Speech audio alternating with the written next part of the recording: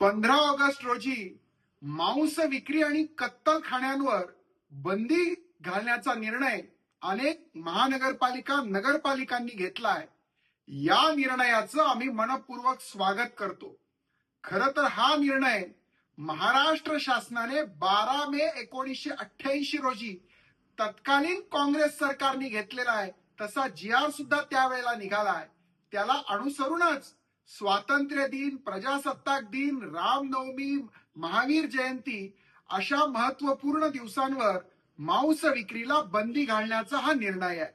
पण त्याच सोबत या वर्षी 15 ऑगस्ट रोजी भगवान श्रीकृष्ण जयंती आणि संत श्रेष्ठ ज्ञानेश्वर महाराजांची 750वी जयंती असल्यामुळे या वर्षीच्या या निर्णयाला एक विशेष महत्व आहे आणि म्हणून आपण सगळेजण या निर्णयाचं स्वागत करू, सर्व भाविक भक्तांच्या श्रद्धेचा सन्मान करू आणि तंतोतंत पालन करू.